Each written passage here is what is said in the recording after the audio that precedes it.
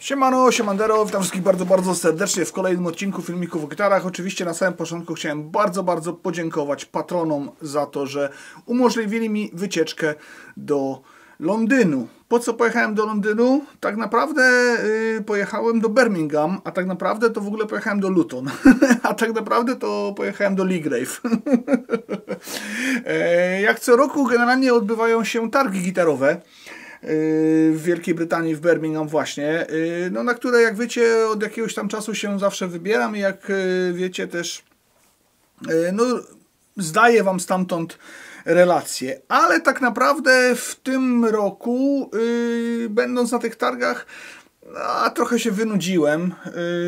Trochę też nie będę ukrywał, że byliśmy tam krócej, bo no, że tak powiem, dzień wcześniej była fajna zabawa, więc wyjechaliśmy trochę później. No ale jak tam wszedłem, wbiłem się, no to stwierdziłem, że właściwie jakbym puścił stare nagranie z zeszłego roku, to też by się nic nie stało i można byłoby spokojnie ściemnić, że to jest to nagranie. No jak wiecie, oczywiście na tym kanale nie ma żadnego ściemniania, ale nie ma tego złego, co by na dobre nie wyszło, bo jakiś czas temu, tak mniej więcej miesiąc z małym haczkiem, w okolicy Denmark Street, czyli takiej gitarowej stolicy, jeżeli chodzi o Londyn, bo to jest to miejsce, w którym jest najwięcej sklepów, takich muzycznych, gitarowych, tam są różne, wiecie, sklepy ze starymi gitarami, czyli to są te okolice Oxford Street, Tottenham Court Road, takie ścisłe centrum. Tam od lat jest tak zwana gitarownia londyńska. Jakiś czas temu w tym miejscu otworzyło się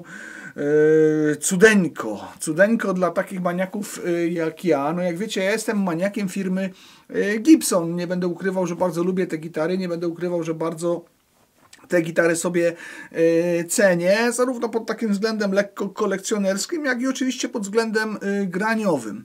No i firma Gibson otworzyła swój drugi garaż. Drugi garaż, tak się nazywa sklep, Gibson Garage, i ten drugi garaż powstał w Londynie. Jeden jest w Ameryce, w Nashville właśnie, Nashville, Tennessee, a drugi właśnie jest otworzony w Londynie i są to dwa największe, najbardziej oficjalne sklepy gibsonowskie, jakie istnieją na świecie. Oczywiście nie oznacza to, że inne sklepy nie sprzedają w tym momencie Gibsonów i że Gibson sobie tylko będzie otwierał gdzieś tam swoje sklepy. W wielu sklepach muzycznych znajdziecie Gibsony. Tutaj chciałem od razu wszystkich przenieść do linku w opisie do zniżek, które wam pozałatwiałem. Niektóre z tych zniżek dają wam trochę kasy, niektóre z tych zniżek dają trochę kasy wam i mnie. Niektóre są po prostu programami afiliacyjnymi i kupując w sklepach różnego rodzaju macie możliwość wspomożenia kanału, chociażby żeby takie wyprawy powstawały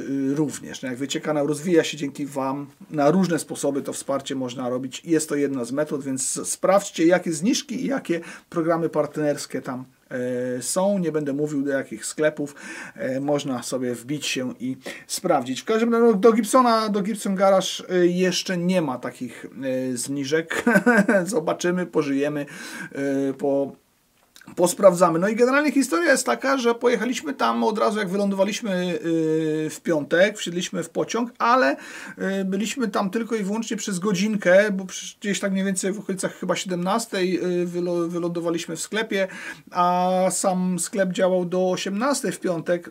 No i nie było możliwości w ten piątek nagrać dla was materiału. Oczywiście wszyscy tam się dość konkretnie zdziwili na mój przyjazd, bo ten przyjazd nie był zapowiedziany. No jest taka dziwna polityka, że na stronie jest rzeczywiście telefon, ale nie ma jakiegoś tam maila. Próbowałem się skontaktować przez Instagram, no nie wyszło to. Natomiast ekipa, którą tam poznałem, bardzo konkretnie była nastawiona pozytywnie do tego, ażeby się, wiecie, rozgościć z kamerą i no nie było żadnych problemów z tym, żeby tam z tą kamerą przyjść i żeby po prostu nagrać pewnego rodzaju ujęcia i żeby gdzieś tam się pokręcić, więc umówiłem się, zamiast jechać na te targi gitarowe, umówiłem się na niedzielę, na cały dzień, od godziny 12 do zamknięcia sklepu, że wpadniemy z Gutkiem, z kamerami, Gutek porobi zdjęcia, a ja porobię ujęcia i po prostu no, będziemy kręcić, co tam jest i co co tam się dzieje, a powiem Wam, że sklep robi wrażenie. Chociaż od razu powiem, że jak się ogląda takie, wiecie, oficjalne jakieś tam filmy z tego sklepu, no to raczej wydaje się, że jest troszeczkę większy i że tam jest jeszcze więcej miejsca niż by to się... Wydaje się być troszeczkę większy, a nie jest aż taki duży. Natomiast na całej tej powierzchni, która tam jest, mamy do czynienia z produktami Gibson właśnie. No i w większości przypadków oczywiście są to różnego rodzaju gitary Gibson, ale oczywiście nie brakuje specjalnego miejsca dla Epifona, nie brakuje specjalnego miejsca chociażby dla gitar Kramer. Troszeczkę jest taka zapomniana Mesa Boogie, co nie oznacza, że oczywiście jej nie ma. Co wyróżnia ten sklep na tle innych, poza tym, że jest to sklep tylko i wyłącznie z produktami Gibsona i że no jest tam tych Gibsonów od groma, to jest to, że obsługa pozwala sprawdzić każdą gitarę, można sobie wziąć do ręki wszystko, co jest tylko i wyłącznie możliwe. Obsługa pozwala Wam na to, żebyście po prostu przetestowali coś i nie patrzą na Was takim okiem, że na pewno tego nie kupicie. Więc jeżeli sobie chcecie wziąć Murphy Laba do ręki, który kosztuje od groma pieniędzy, no to oczywiście możecie go sobie sprawdzić. Są oczywiście rzeczy, których tak za bardzo dotknąć nie można. Nawet się nie pytałem, czy je można dotknąć i od tego chciałem Wam też powiedzieć tą historię, co tam tak naprawdę jest i na co tam warto pojechać, popatrzeć i wiecie, no jak jesteście gitarzystami, no to każdy z nas gdzieś tam na te sprzęty patrzy, każdy z nas gdzieś tam te sprzęty kocha i każdy z nas gdzieś tam jest, wiecie, no zafascynowany tym, co się w gitarach gdzieś tam dzieje, więc takim Holy Grailem, najfajniejszą rzeczą, jaką tam spotkałem, jest tak naprawdę miejscówka z prototypami gitar. No i co my tam mamy w tej miejscówce z prototypami gitar? No chociażby mamy gitarę custom shopową, chociażby mamy Les Paula Customa, który jest prototypowym Les Paulem Customem dla Kirka Hammetta z Metaliki. I ostatnio sobie odświeżyłem ten motyw taki filmowy, metalikowy, gdzie oni nagrywają czarny album i wydaje mi się, że to jest ta gitara, która mogła nagrywać czarny album. Nie ma tego tam opisane. Waszym zadaniem w komentarzach niech teraz będzie to, żebyście to sprawdzili, czy to jest dokładnie ta gitara, czy jest to jakiś tam jeden z egzemplarzy, który gdzieś tam występuje. Natomiast no, jest to instrument, na którym nawet jeżeli nie nagrywał czarnego albumu Kirk Hammett, no to na pewno na nim grał.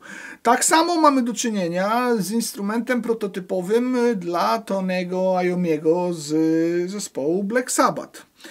Leworęczne SG, bardzo, bardzo specjalne, jak widzicie na no nie do końca takich typowych humbuckerach, wiecie, no troszeczkę inne, więc no nie lada na pewno gratka. Dodatkowo możemy sobie popatrzeć na gitarę prototypową zrobioną dla B.B. Kinga, co też jest bardzo fajne, no to na przykład tam widać, jak ta gitara się zmieniała i jak gdzieś tam pewnego rodzaju koncepcje były w niej sprawdzane, no bo są na przykład takie otwory po strunociągu, które są gdzieś tam zostawione, no więc rzeczywiście widać, że to jest prototyp. Dodatkowo jest jeszcze gitara dla Johnny'ego Wintera, piękny biały Firebird.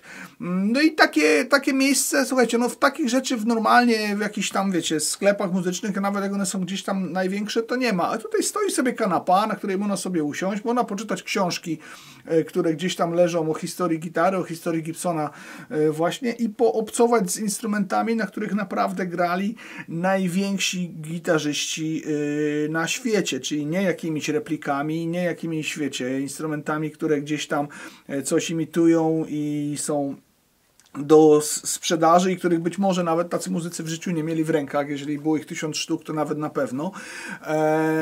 Tutaj mamy do czynienia z instrumentami, które naprawdę są tymi gitarami, na których ci artyści grali. No nie będę tutaj się bawił w żadną oczywiście magię, w żadne, wiecie, budowanie legend i w żadne, wiecie, no mówienie, że nie wiadomo co z tego wynika i że przesiąknąłem tam jakąś magią gitary, tak wiecie, w sensie dosłownym, ale w sensie takim niedosłownym, no to rzeczywiście obcowanie z takimi instrumentami, spojrzenie na nie i pomyślenie sobie, kto na nich grał i że można być koło nich metr, pół metra i przyjrzeć się każdemu detalowi i każdemu odpryskowi takiego instrumentu, no słuchajcie, na pewno robi konkretne wrażenie. A to jest tylko i wyłącznie jedna z atrakcji tego to właśnie sklepu, salonu, czy jak to możecie sobie tam nazwać.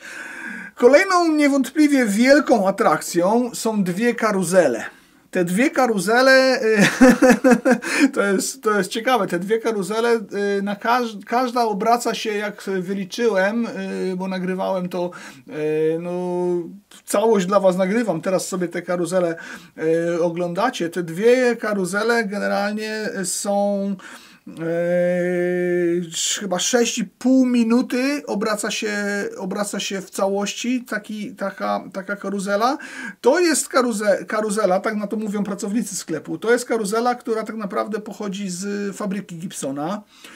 To jest takie miejsce, na którym gitary Gibsona, jak już są pomalowane, to są zawieszane przez pracowników i po prostu ten lakier nitro sobie tam się kręci, nie wiem przez ile dni, i obraca się i sobie wysycha. Gitary na tej karuzeli powieszone są dosyć ciasno, więc oczywiście podpytałem się tam, czy no nie boją się tego, że wiecie, że gdzieś tam się coś poobija. No podobno jest to sprawdzona metoda z fabryki, która od lat działa i mimo tego, że te gitary rzeczywiście są w siebie gdzieś tam blisko, kręci się to na tyle wolno, że te gitary nie obijają się o siebie. No i rzeczywiście robi to konkretne wrażenie i tak naprawdę to można sobie stać i patrzeć się tylko i wyłącznie na te karuzele i tylko i wyłącznie można, wiecie, podziwiać, co tam sobie wisi.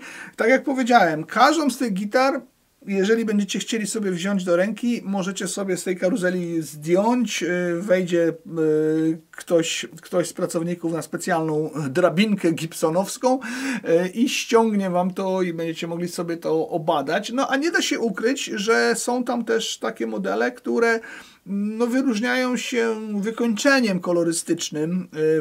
Nie są to takie gitary, które w sposób oczywisty gdzieś tam dla Gibsona sobie myślicie, czyli oczywiście, no wiecie, no oczywiste dla Gibsona są Gold Top, jakieś Tobacco Sunburst,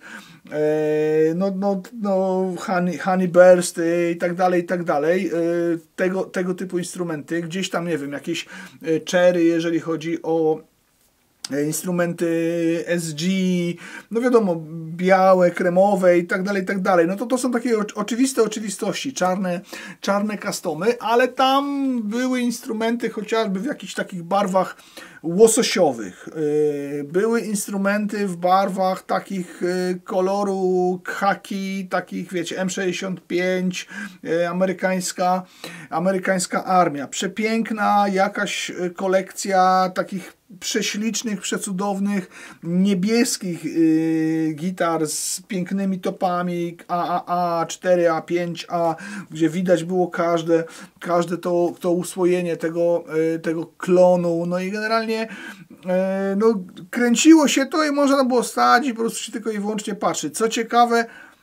Co ciekawe również, wiele z tych gitar było na przykład obok siebie powieszonych w takich wykończeniach, że jedna była idealna, tak jak nówka sztuka, w ogóle wiecie, niechodzona, nigdy nie tknięta, a druga w podobnym wykończeniu była tak zwana postarzana, czyli gdzieś tam były jakieś obicia, przetarcia, popękania lakieru nitro, tak jakby ta gitara miała, nie wiem, 50 lat, nie do końca taki śliczny, piękny mostek, więc można było sobie też na bieżąco porównać jedną wersję takiej gitary z drugą wersją takiej gitary. Oczywiście fałki, oczywiście eksplorery, oczywiście wszelkiej maści Firebirdy. No niesamowite to wrażenie tak naprawdę robi i bardzo fajnie się na to patrzyło, bardzo fajnie się to oglądało i no robi to uśmiech na twarzy pojawia się bardzo, bardzo konkretny, oglądając sobie te instrumenty. Nagrałem do Was specjalnie takie bardzo, bardzo bliskie ujęcia, żebyście właśnie sobie mogli chociażby popatrzeć na te finisze. No niestety było tak, że oczywiście, wiecie, nie byłem tam jedyną osobą w tym sklepie, więc czasami a to mi ktoś przeszkodził, a to mi ktoś wlazł głową w kadr. Chciałem obie te karuzele chciałem nagrać takim jednym ujęciem, jak całość przechodzi, więc no na przykład taki materiał kręcenia tej karuzeli, mimo tego, że to jest 6,5 minuty, niecałe 7 minut, no to czasami dobre 20 minut musiałem poświęcić na to, żebyście zobaczyli to, co tutaj widzicie, ale myślę, że było warto. No, przegląd tak naprawdę wszystkich modeli, jakie Gibson gdzieś tam podejrzewam w tym momencie w ofercie ma. W sklepie raczej są instrumenty nowe, więc nawet jeżeli są te wszystkie instrumenty, które są postarzane, które gdzieś tam są, wiecie, no wyglądają jakby były stare, to w tym sklepie nie ma takich instrumentów używanych. Przynajmniej na razie jeszcze nic o tym nie wiadomo, żeby była sekcja, że można tam na przykład swojego Gibsona sprzedać, ale z drugiej strony, jeżeli szukacie takich bardzo, bardzo starych Gibsonów, no to tak jak powiedziałem wcześniej, to są okolice Denmark Street i tam są sklepy, w których te instrumenty można też znaleźć, więc myślę, że Gibson dobrze się wkleił w miejsce. Myślę, że Gibson dobrze pomyślał, wybierając Londyn i właśnie te okolice Denmark Street, no bo to jest takie miejsce dla gitary historyczne. No a sam Gibson również jest firmą, która jest mega historyczna, jeżeli chodzi o instrumenty. W tym momencie chciałbym Was poprosić, jeżeli jeszcze nie napisaliście komentarza żadnego, to bardzo bym chciał Was poprosić oczywiście o to, żebyście tam zostawili, wiecie, łapkę w górę, zasubskrybowali kanał, być może kliknęli w wsparcie, ale bardzo bym chciał Was również poprosić o komentarz, która z tych gitar na tej karuzeli, dwie te karuzele w tym momencie sobie oglądacie, która z tych gitar według Was jest najfajniejsza. Jeżeli byście mieli wybrać jedną z nich, no to która z tych gitar byłaby tym Waszym wyborem. Oczywiście napiszcie dlaczego i co Wam się tam tak naprawdę najbardziej spodobało. Moja odpowiedź jest pomiędzy łososiowymi Les Paulami a tymi Les Paulami właśnie w tym kolorze khaki. To są takie dwa instrumenty, które no mega przykuły moją uwagę, bo były dosyć nietuzinkowe, a jak wiecie, ja lubię instrumenty, które są raczej na tyle nietuzinkowe, że po prostu no, wyróżniają się gdzieś tam scenicznie i w ten sposób, jak je sobie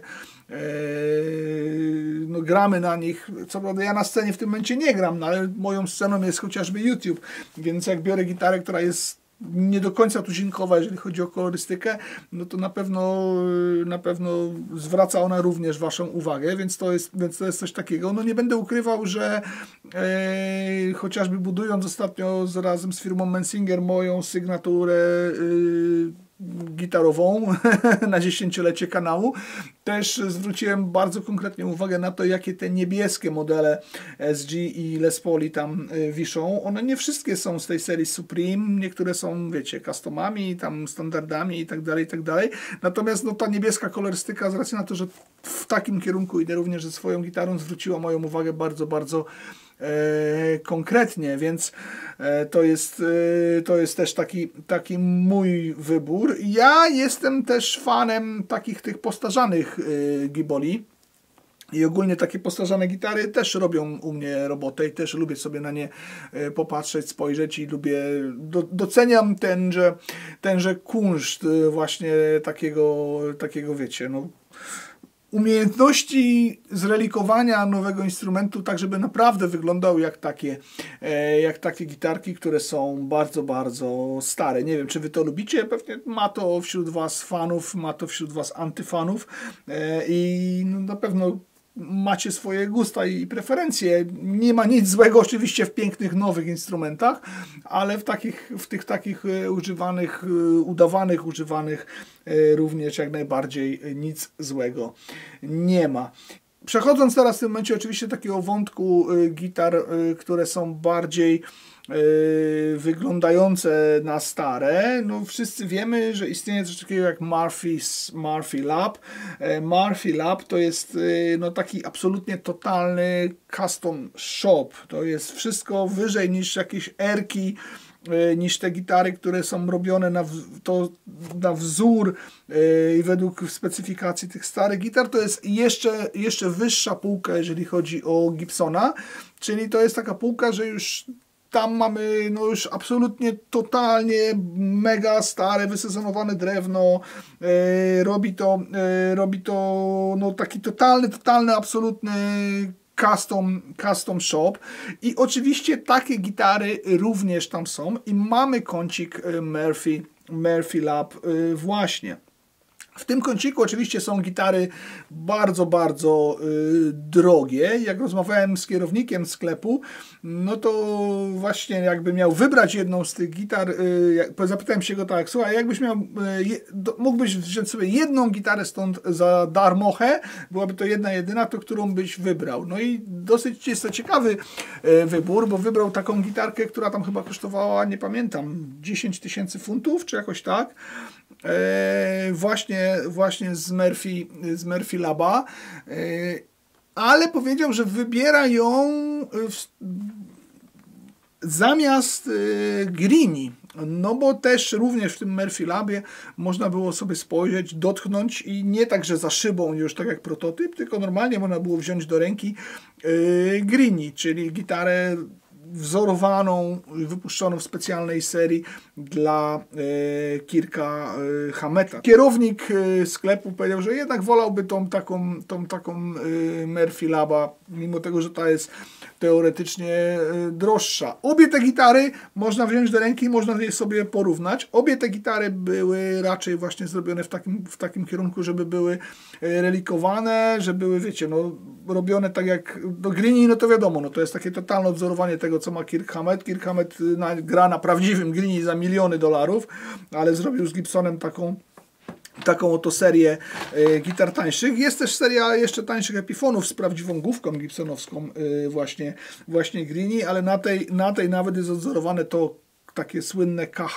które jest też na tym prototypie tego customa, więc Kirk Hammett wyskrobał sobie na swojej gitarze za miliony dolarów własne inicjały, a kupując instrument właśnie taki, też tą jego replikę tej gitary też macie to. Ciekawe, czy ktoś by się odważył dopisać do tego na przykład swoje inicjały obok tego na takim instrumencie.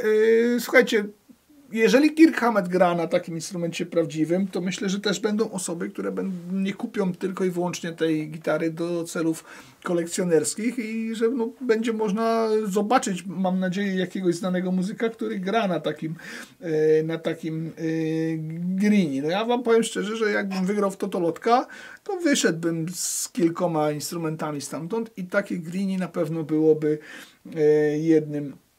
jednym z nich. W tym Murphy Labie oczywiście znajdziemy na przykład fałkę z najśmieszniej usytuowanym przełącznikiem do przetworników na świecie. Absolutnie w ogóle nie rozumiem tego konceptu. Znajdziemy, z tego co pamiętam, to Trini Lopezy i różnego rodzaju, wiecie, ES-335. Wszystkie te instrumenty raczej są zrobione na taki stary vibe i raczej wyglądają właśnie tak, jakby były, no miały nie wiadomo ile lat.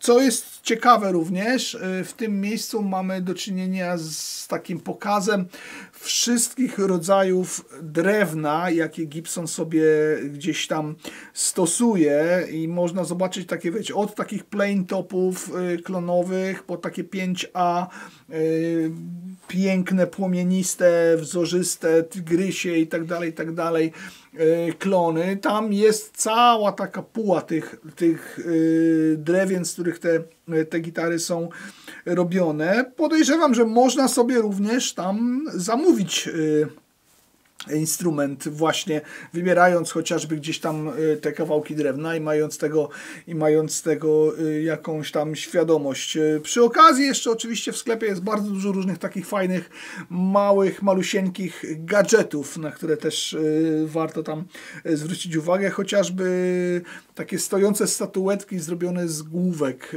Gibsona i to nie z tych złamanych, tylko z tych takich normalnych, no fabrycznych.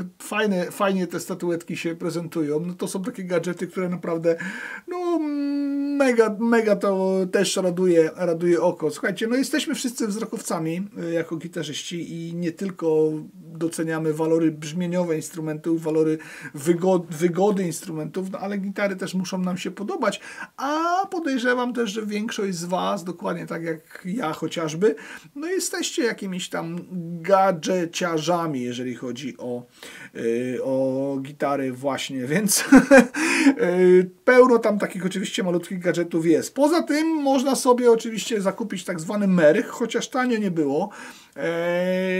No i chciałem taką koszulkę Gibson London z tym takim logo z lat 80., nieużywanym już teraz na główkach.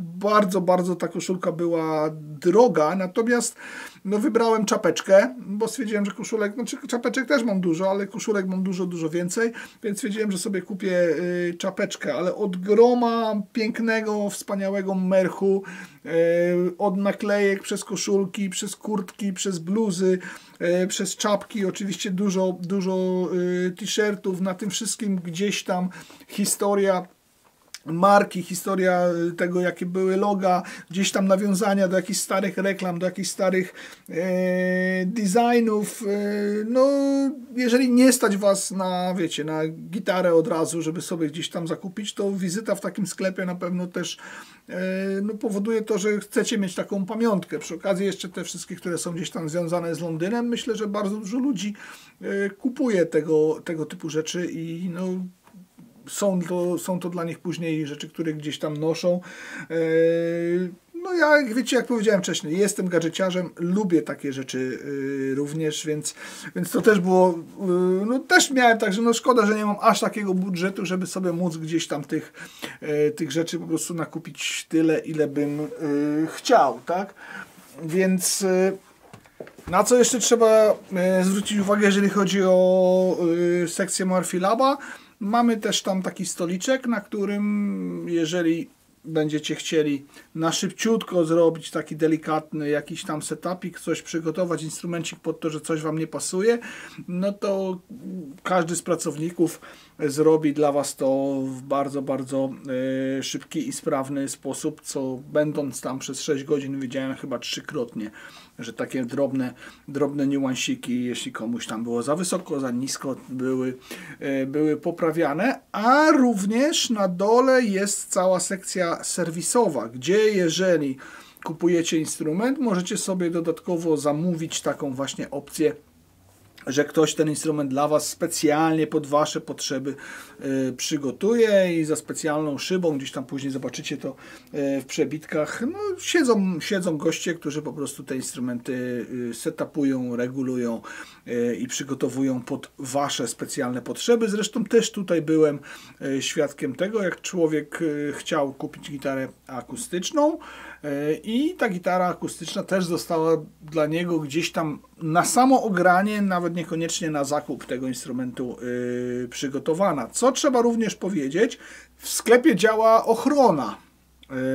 Panowie w garniturach, którzy nie są związani z instrumentami, dyskretnie, w elegancki sposób pilnują tego, ażeby nic tam nie zginęło, więc sami pracownicy nie są zmuszeni sytuacją do tego, ażeby, wiecie, gdzieś tam musieć rzucać okiem na klientów, bo od tego jest specjalna sekcja ochroniarska właśnie, jak powiedziałem, bardzo elegancko wyglądających panów, którzy otwierają wam przed wejściem drzwi, dziękują za przybycie, żegnają się z wami, zapraszają ponownie itd., itd.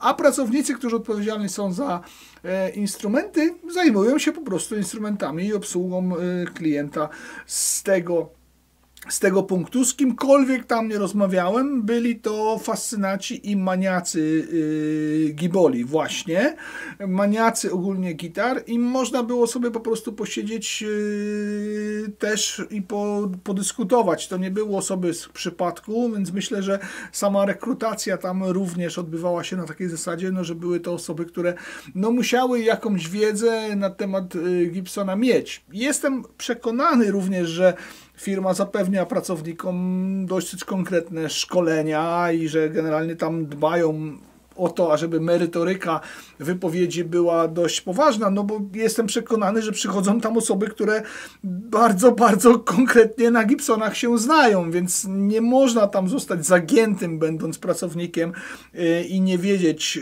czegoś, no bo do takiego centrum gibsonowskiego w Londynie, no poza oczywiście osobami, które wiecie, nie muszą wiedzieć wszystkiego o Gibsonie, jestem przekonany, że przychodzą osoby, które wiedzą na temat Gibsona bardzo, bardzo dużo, więc to jest też wielki plus, że no pracują tam osoby kompetentne i pracują tam osoby, z którymi można o gitarach podyskutować i znają zarówno ich historię, background, jak i nowe modele, czym one się od siebie różnią, na pamięć znają, jakie są gdzieś tam przystawki i jakie są, wiecie, tego typu zastosowania. Oczywiście Gibson nie zapomniał o gitarzystach akustycznych.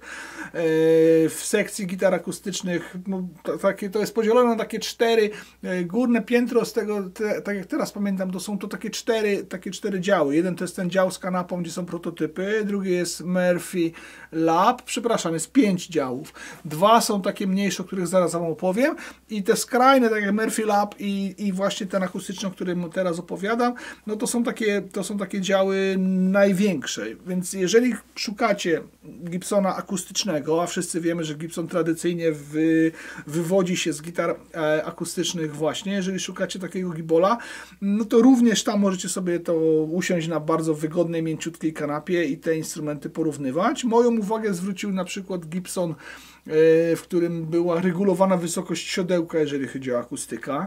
No, oczywiście wielkie wrażenie zrobiły dla nas gitary Elvisowskie, gitary Lennona, no i takie perełki, jeżeli chodzi o gitary akustyczne.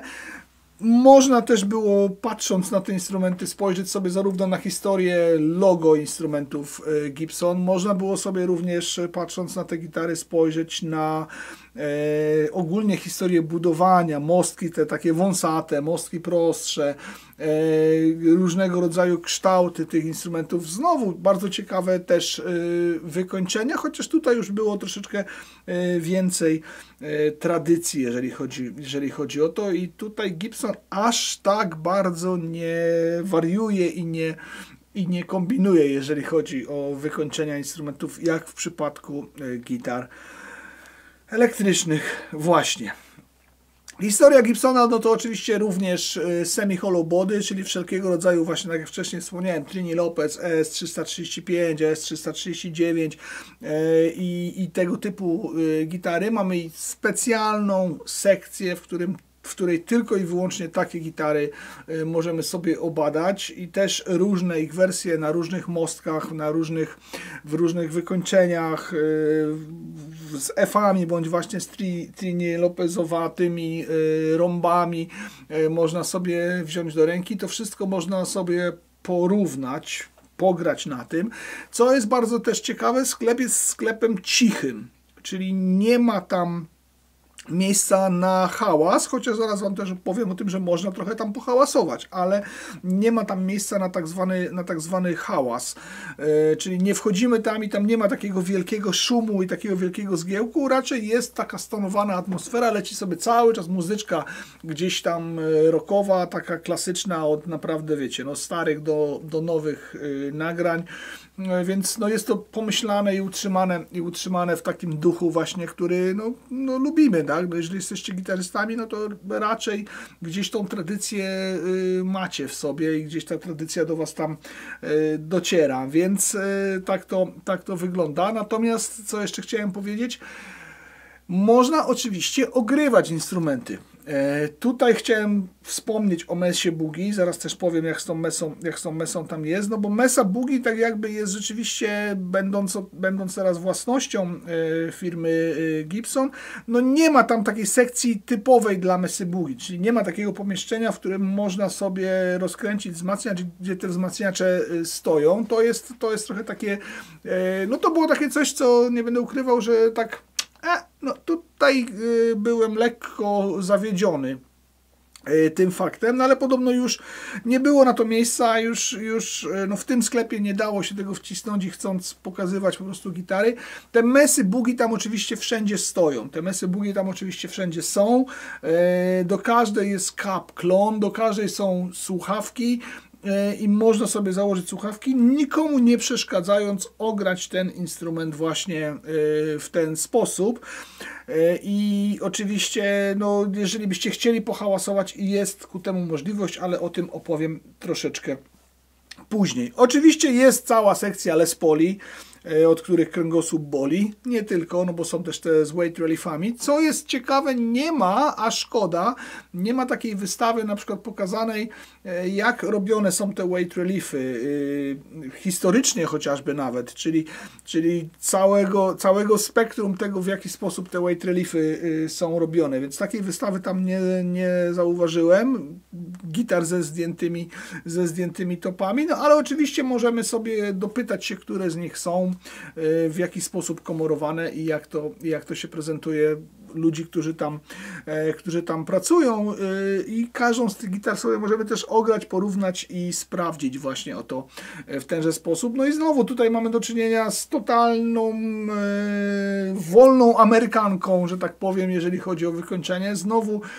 przepiękne instrumenty, przepięknie wykończone możemy tam znaleźć i znowu one się tam pojawiają. Co jest bardzo, bardzo też interesujące, jeżeli chodzi o tą kwestię.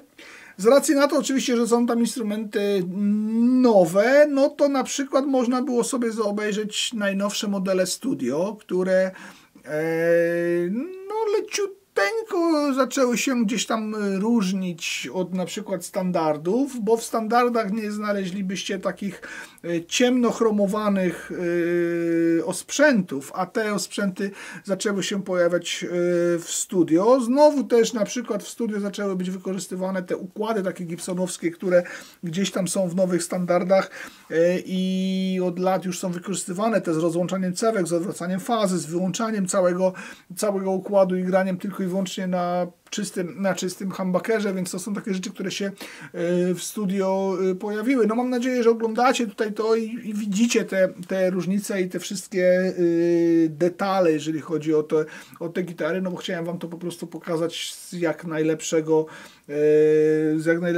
najlepszych możliwościach. Film cały jest oczywiście w 4K, chociaż no nie ukrywam, że walka ze światłem była tam dosyć ciekawa, no bo ja, wiecie, no jestem przyzwyczajony do tego, że jeżdżąc w inne miejsca nie mam takich świateł poustawionych, jak sobie tutaj poustawiam gdzieś to w fogowni, natomiast no rzeczywiście no musiałem tam z tym światłem się trochę gdzieś tam naborykać, więc niektóre z tych ujęć może nie są aż tak najlepszej jakości, jakbym chciał, no bo były to trudne warunki oświetleniowe.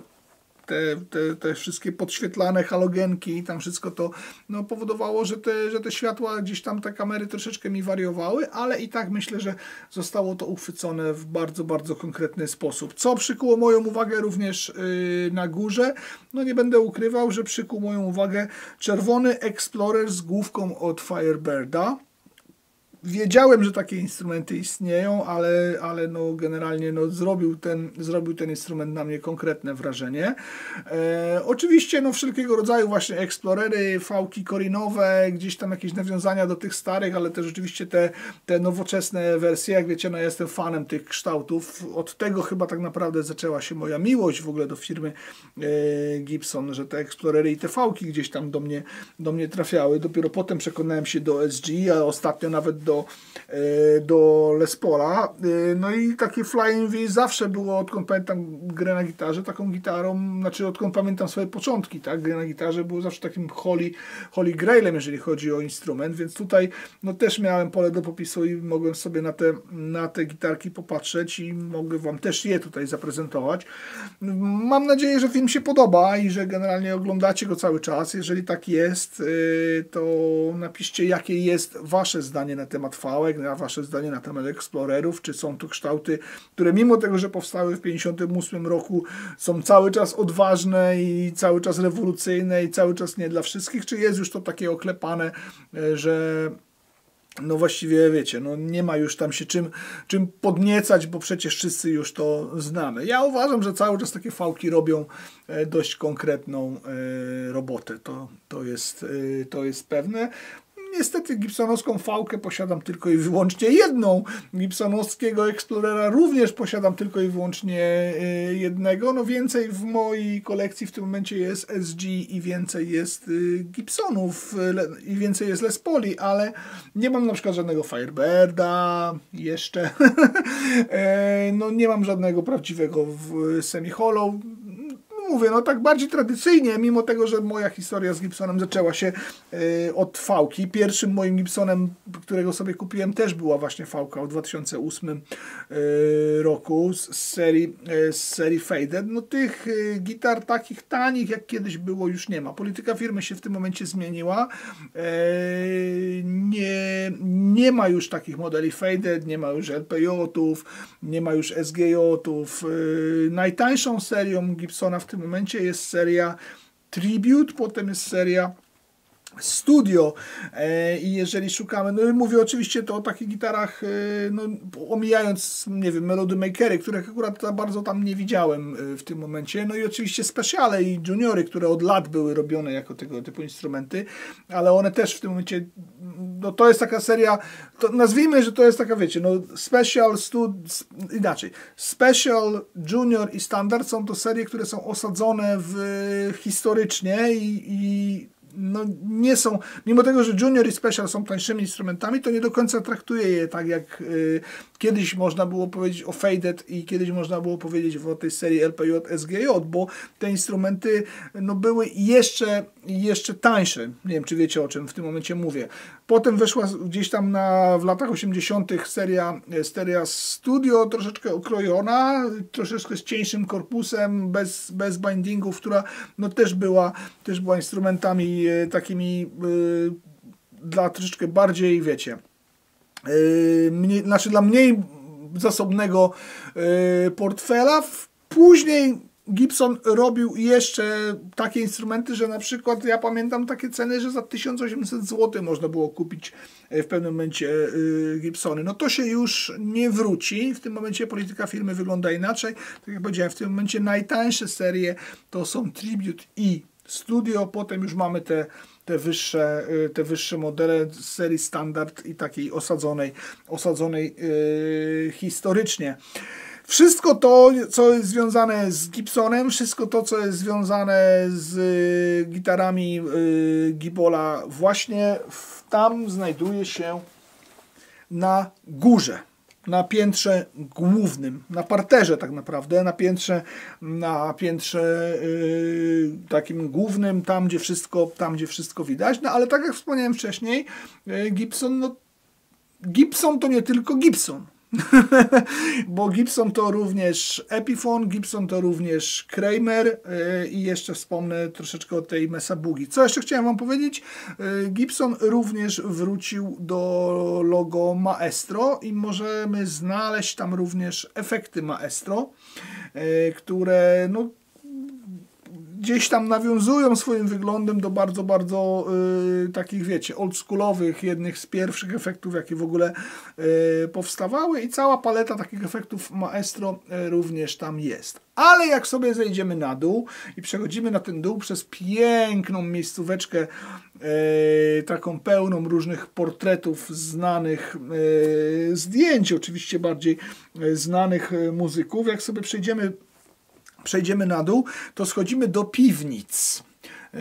Londyn zawsze znany był ze swoich podpiwniczeń i w tych piwnicach już mamy sekcję właśnie Epifona, właśnie Kramera. Tam również mieści się serwis. Ale wchodząc sobie na tą sekcję tak najpierw, przechodzimy przez taką fajną wystawkę i tak jak powiedziałem, no jest bardzo ciekawa wystawa, jeżeli chodzi o drewno w tych gitarach. Nie ma niestety tej wystawy, tego wycinania korpusów, ale jest bardzo ciekawa wystawa tego, jakie case'y historycznie Gibson dodawał do swoich instrumentów. Tam nie ma chyba wszystkich tych case'ów, ale większość rodzajów case'ów i pokrowców, jakie Gibson dodaje, jest na tej półce i możemy sobie też spojrzeć na pewnego rodzaju ewolucję, jeżeli chodzi o ten temat, jeżeli chodzi o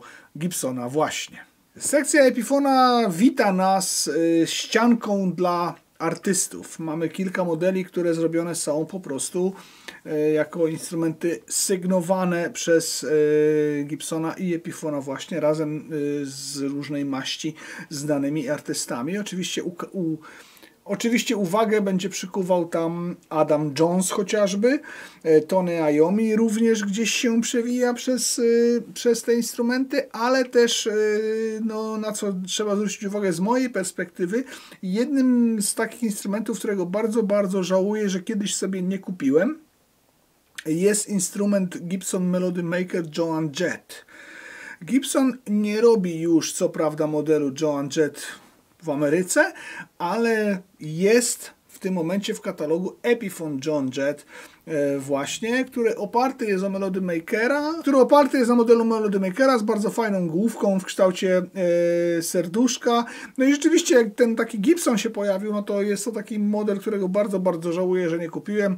Ci, którzy kanał oglądają, wiedzą z jakich względów i dlaczego też w pewnym momencie moje życie potoczyło się tak, że zamiast wydawać pieniądze na Gibsony, wydawałem je na różne głupoty.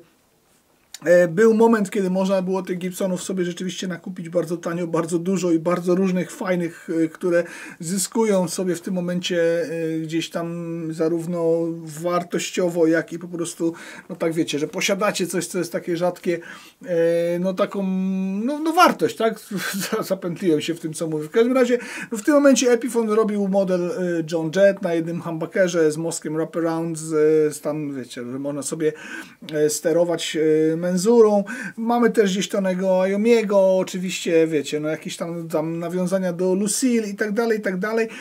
No te modele też się pojawiają. Co jest również ciekawe, w tej sekcji znajdziemy model oparty o Greenie, który ma prawdziwą główkę, czyli prawdziwą gibsonowską główkę. Pojawiły się tam kilka właśnie tego typu perełek, no że chociażby właśnie mamy modele gdzieś tam z prawdziwą gibsonowską główką, ale również jak się dobrze przyjrzymy, to w tej sekcji na hakach wiszą również amerykańskie Epiphony, bo cały czas gdzieś tam Gibson niektóre modele swoich gitar produkuje w Ameryce w tej samej fabryce co Gibson właśnie z logo Epiphona. Oczywiście te instrumenty są odpowiednio droższe, ale można było sobie wziąć z półki chińskiego obecnie produkowanego Epiphona i można było sobie wziąć Epiphona amerykańskiego i również je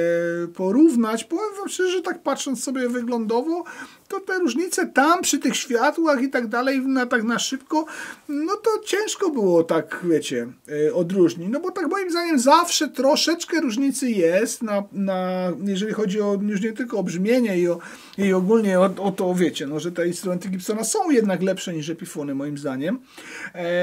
No to Trzeba powiedzieć, że Epiphone ostatnimi czasy, co powtarzam w każdym odcinku, gdzie te nowe gitary z tym nowym rodzajem główki się pojawiają, czyli te Inspired by Gibson z tej nowej serii, no Epiphone podniósł swoją jakość. I tak jak wcześniej powiedziałem, że no już nie będzie, w tym momencie przynajmniej nie ma takich zakusów na zrobienie takich bardzo, bardzo tanich linii gitar Gibsona. W tym momencie Epiphone być może troszeczkę wskoczył wyżej, tak jak wszystko ostatnimi czasy cenowo, ale no nie da się ukryć, że ta jakość Epiphona w ostatnich czasach bardzo się poprawiła i też patrząc sobie na te instrumenty, z reguły było tak, że się stawiało na przykład SG od Gibsona i SG od Epiphona, to dopóki nie zrobiło się takiego bezpośredniego porównania jednej gitary z drugim, no to rzeczywiście było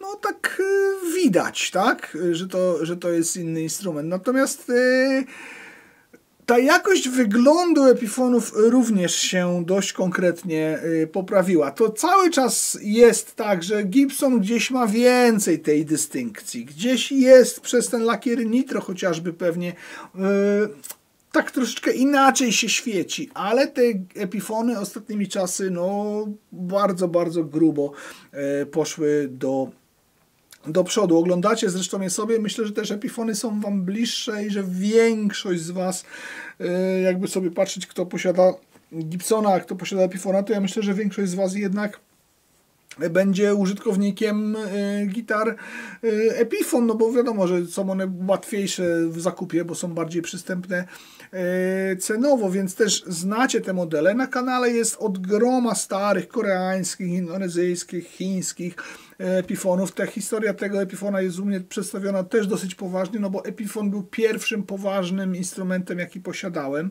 Zresztą pierwszy filmik nakręcony 10 lat temu to jest również filmik o Epiphonie, pierwszy filmik o gitarach już jako Fog, więc no generalnie słuchajcie, no jest to na pewno duży plus, że te instrumenty poszły do góry, jeżeli chodzi o jakość i no, na to trzeba na pewno tutaj zwrócić konkretnie uwagę. Epiphone'ów tam od groma, leworęczne, praworęczne, znowu mamy cały wybór semi-hollow body, nie semi-hollow body, czyli solid body, różne kształty. W tymże pomieszczeniu również na dole, i tutaj wrócę do tego, że gdzieś tam można robić hałas, jest również scena.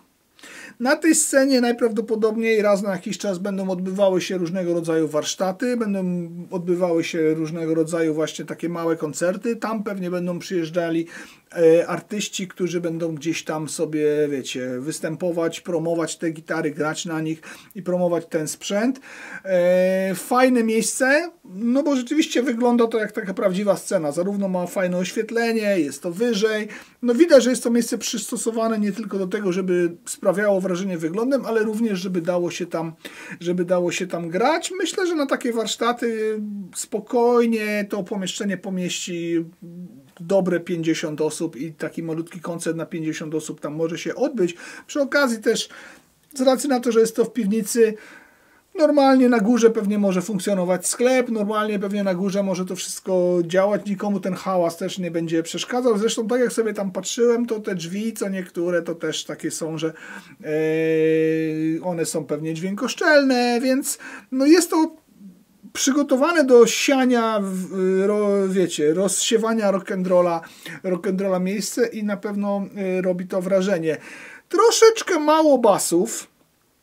Gdzieś jest oczywiście sekcja tych basów, jeżeli chodzi o Epiphona, ale tak na przykład gibsonowskich basów, no być może wiecie, może jest tak, że Gibson nie do końca znany jest z gitar basowych, jak sobie tak w pierwszym kontakcie pomyślicie, ale z drugiej strony jak się już tak zastanowicie głębiej, no to przecież wszelkiego rodzaju Thunderbirdy, te wielkie takie, wiecie, Luny 22 również, SG Bass i tak dalej.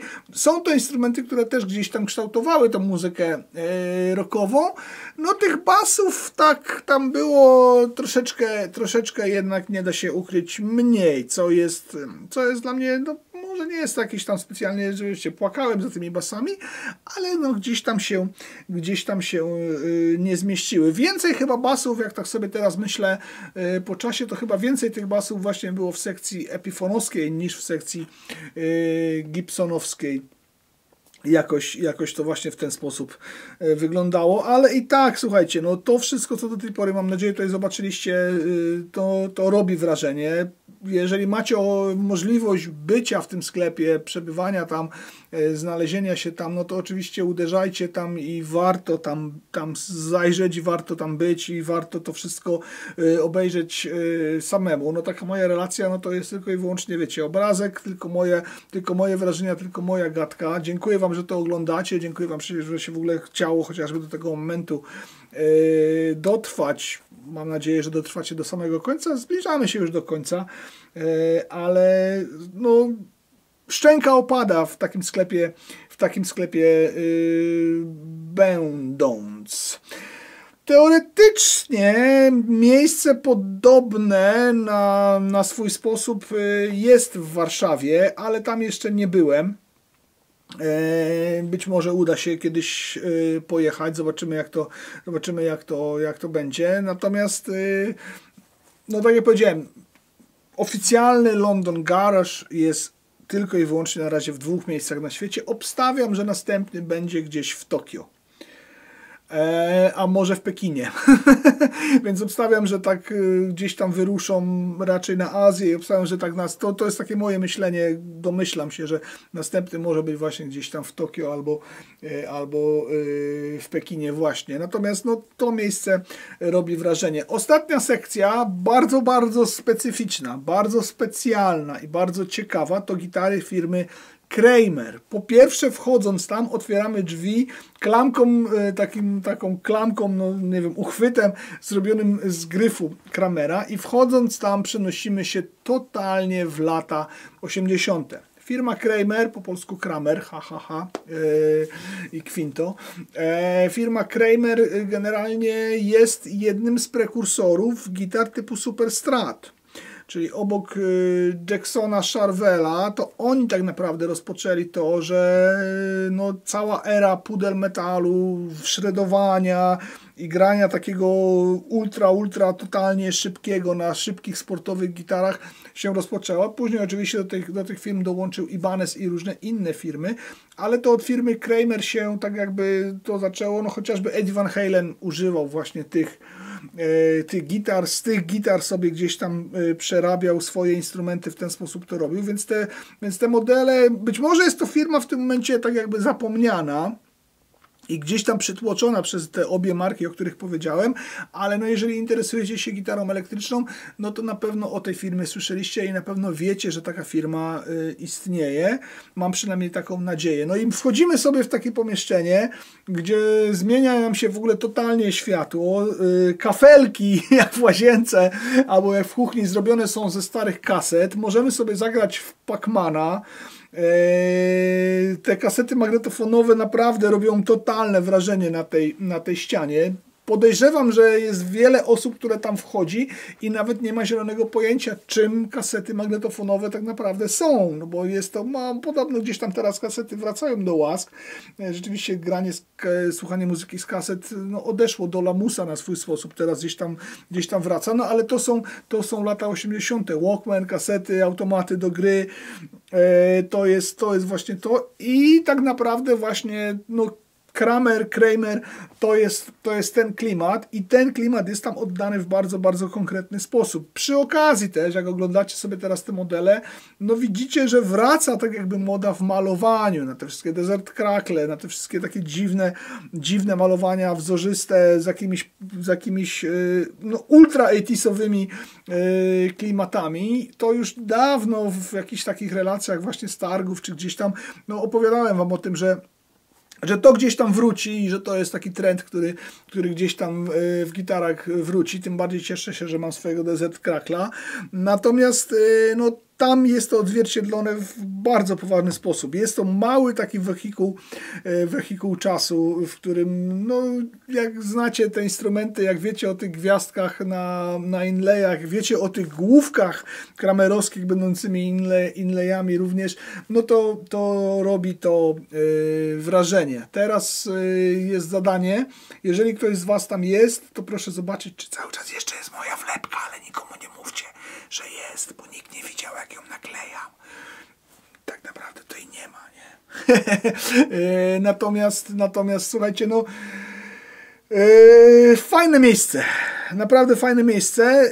I teraz tak wracając sobie jeszcze do tej historii tego, że można sobie tam gdzieś jednak sprawdzić czasami Messe Boogie i pohałasować, to właśnie jeżeli ktoś bardzo, bardzo chce rozkręcić Messe Boogie, któryś z tych wzmacniaczy, który jest tam na stanie, podobno ma ich przyjechać więcej jeszcze z Ameryki, jeżeli ktoś chce bardzo to sobie tam ograć, to tam można się zamknąć w tym pomieszczeniu i tam udostępniają to miejsce, że tam można tak pohałasować, wiecie, podłączyć to normalnie do kolumny, a nie grać przez tego Capclona. Tam też mieści się serwis. Ten sklepik oczywiście ma dużo takich jeszcze różnych swoich małych zakamarków, do których wchodzić nie można, tam nie byliśmy oczywiście, ale nasze kurtki tam były, więc no jest to na pewno miejsce magiczne i te prototypy, i te Murphy Laby, i ta karuzela, i cały przegląd historii i wszystkie rzeczy, które tam wam pokazałem, które wam, no słuchajcie, warto tam wejść. To jest tak jakby wejść po prostu do książki,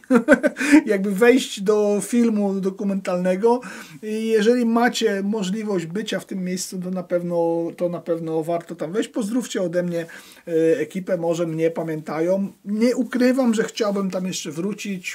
Nie ukrywam, że jakby na przykład ten film spowodował, że nagle firma Gibson się w ogóle zainteresuje moim kanałem i gdzieś by się tu pojawiły Gibsony nowe, a nie tylko moje stare z mojej kolekcji, no to byłoby mega super. Pojechałem tam zupełnie z czapy. Film nie był w żaden sposób oczywiście przez Gibsona zasponsorowany. Zasponsorowany był przez was. No i wiecie, no radość była niesamowita z obcowania z tym wszystkim, co tam się dzieje. No robi to na pewno konkretne wrażenie, tym bardziej, że teraz jednak sprzedaż rzeczy jest przenoszona do internetu. Jest to taki krok w stronę old schoolu, który spowodował to, że etos gitary elektrycznej gdzieś tam jest utrzymywany moim zdaniem i tu jest wielki plus tego sklepu również właśnie w tej formie, że no jest to na pewno rzecz, która trochę odstaje od tych czasów, no bo mówię, wszyscy raczej zamykają sklepy stacjonarne, wszyscy przenoszą się do wielkich magazynów wysyłkowych, nikt nie sprawdza gitar, a tam jest ekipa ludzi, która przygotuje wam instrument, tam jest prawdziwy serwis, tam można dotknąć każdy model gibola, jaki jest, a nie tylko go gdzieś tam sobie oglądać. To robi naprawdę wielkie wrażenie.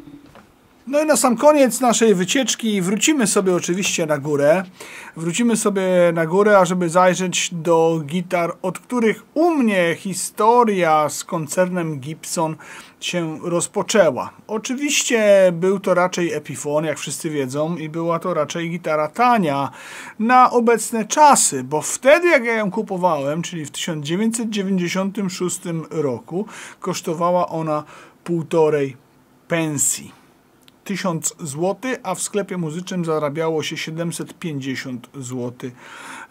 Taka była miesięczna wypłata, więc właściwie kosztowała ona 1,5 pensji. Słuchajcie, no pracowałem w wakacje, dołożyła mi się babcia i tak dalej, i tak dalej, i tak dalej. Każdy z nas tak naprawdę mniej więcej w ten sposób zaczynał i każdy tą historię zna z tego właśnie z tego spektrum i z tej perspektywy i myślę, że nie jeden z was w wakacje przerobił po to, żeby kupić sobie graty gitarowe.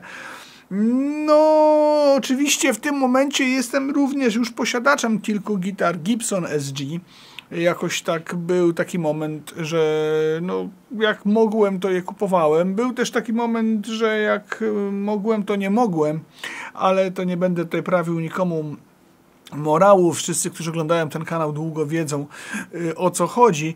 W każdym razie no, na sekcji SG również dużo perełek i wszystko to, co już teraz tutaj widzicie, no to oczywiście są to gitary Gibsona, czyli to już nie są Epiphony. Epiphony już były, widzieliście różne Epiphony. Fajny Epiphone wzorowany na tym prototypie Monkey Monkey od Tony'ego Iommiego, model sygnowany właśnie dla Tony'ego Iommiego, powstał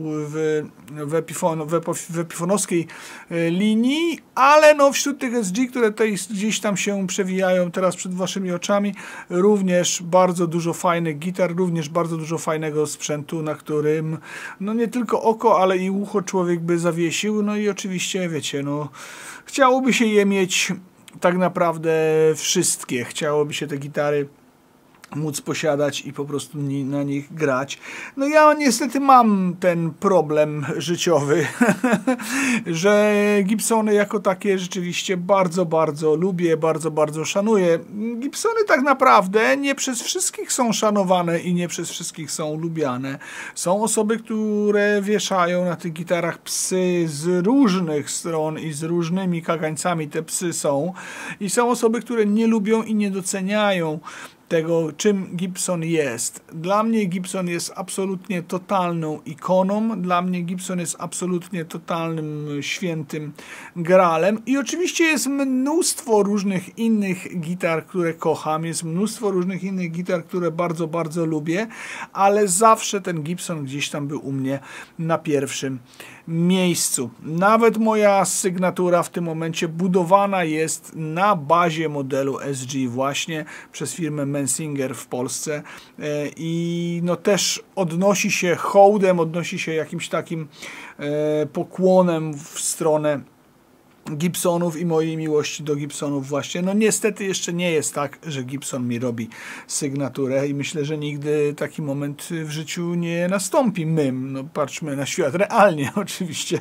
To pewnie nie jest takie proste. Natomiast słuchajcie, można kochać, można nienawidzieć. Ja kocham, namawiam was również do tego, ażebyście wy pokochali i myślę, że każdy, tak wiecie, no jednego gibola jakiegoś w arsenale, jak się jest takim gitarzystą, który kocha sprzęt, no to trzeba mieć i trzeba generalnie go tak jakby posiadać. A SG najpiękniejsze Gibsony chyba tak naprawdę. A na koniec jeszcze jedna ważna sprawa. W momencie, kiedy tam byłem z Guciem, to nie było jeszcze najnowszego modelu gitary Gibson, który został ostatnio wypuszczony. Jeżeli śledzicie poczynania tejże firmy, jeżeli dotarliście tutaj do końca tego odcinka, to napiszcie, jeżeli dotarliście do samego końca tego odcinka, to napiszcie, a gdzie jest Teodor? Teodor oczywiście był na alternatywy 4, ale możecie zapytać w komentarzu, a gdzie jest Teodor? No nie wiem, czy ten Teodor jest fajny, czy nie fajny. W sumie to jest fajny chyba. Chyba jest spoko. Nie wiem, czy wam się podoba Teodor, czy nie Teodor. Nie ukrywam, że moim marzeniem jest sprawdzić Teodora w tym roku. Jak on tam wygląda i chociaż go w łapkach mieć na chwilę. Zobaczymy. No na razie nie mam żadnego kontaktu z kimkolwiek, kto by mógł mi taką gitarę dać, ale wiecie, no, świat jest dynamiczny, świat idzie do przodu. Może będzie coś ciekawego. Zobaczymy. Trzymajcie kciuki za Teodora. Elo.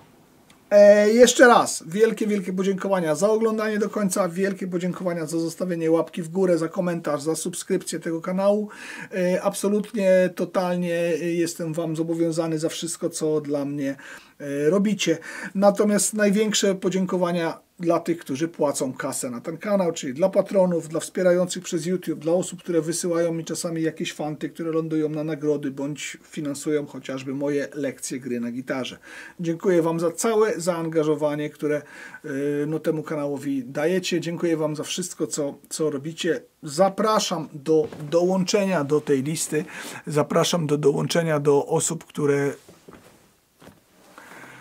Zapraszam do dołączenia do tej listy, którą teraz widzicie. Zapraszam do dołączenia osób, które ten kanał wspierają. Będzie mi niezmiernie miło. Kręćcie oczywiście końcówki samochodowe. Zaraz będę robił porządki we wszystkim, co ściągałem, więc zaraz więcej tych waszych końcówek, bo wysyłacie je, będzie się gdzieś tam przewijać. Niezmiernie jestem zobowiązany za wszystko, co robicie, że chce się wam oglądać. Pamiętajcie, gitara jest najważniejszą ze sztuk. Trzymajcie się, końcóweczka samochodowa. No i oczywiście na sam koniec całej tej wyprawy Odwiedziłem Boreham Wood. Elstree and Boreham Wood. Elstree and Boreham Wood jest to miejsce, w którym mieszkałem przez 14 lat w Wielkiej Brytanii. W jednym i tym samym, pod jednym i tym samym adresem przez cały czas, nie licząc pierwszych 3 miesięcy. To jest miejsce, w którym powstała fogownia 1.0, ta z kominkiem na fotelu. Teraz fotel, wróciłem do starych czasów. Natomiast też na pięterku potem była druga fogownia, też na pięterku potem był Amprum. Tam też się to wszystko rozwijało. No oczywiście nie wszedłem nikomu, kto tam mieszka do chałupy, ale przeszedłem się 20 minut, zrobiliśmy okrążenie przez Elstree and Boreham Wood z Guciem właśnie. Jak jestem w Anglii, mam możliwość tam pojechania, to odwiedzam to miejsce. Nic tam się tak naprawdę nie wydarza. Typowe angielskie miasteczko, typowe przedmieścia Londynu. Znacie je, jeżeli tam byliście. Natomiast no jest to sentyment, a tym bardziej po 10 latach spojrzeć w okno chociażby i wiedzieć, kurde, to tam powstała fogownia i tam to wszystko, co oglądacie, się narodziło, też było dla mnie bardzo, bardzo ważne. Dziękuję bardzo za uwagę. Końcówka samochodowa. Jesteście naprawdę zajebiści, że chce się wam oglądać do końca. Hej, hej, tu NBA, witam was Baron, cześć i czołem. Kto z was oglądał serial Dynastia w 90 latach? Są tu na pewno tacy. I jak zobaczyłem tego, to ja mam zawsze to samo skojarzenie. Sorry, jestem jednowymiarowy w tym względzie. Dla mnie to jest po prostu samochód, którym Blake Carrington się poruszał, czy go woził jego osobisty kierowca z jego rezydencji do siedziby firmy naftowej w Denver w stanie Colorado. No tak to wygląda. Jest to przeuroczy Cadillac, który ma swój styl, ma swój sznyt, jest po prostu wielki, pewnie silnik w środku siedzi dobrych parę litrów. Ale co, kto bogatemu zabroni? Kto Blake'owi Carringtonowi zabroni, skoro już go pokazują w polskiej telewizji? Zobaczmy, jak to wygląda. Nie przejdę dalej, bo jest linka, ale przynajmniej tyle mogę dla was nagrać. Tutaj takie amerykańskie rozwiązanie, kółko ukryte w środku. I zobaczmy jeszcze, ależ tam było luksusowo, skóry czarne. Ależ to było dobra, nie wiem, czy ostrość łapiemy? Złapiemy co złapiemy. Długi jest, a co? Jedzie Blake Carrington, to można. To co, robimy parę ujęć i będziemy się żegnać. To co, tymczasem na razie, papa.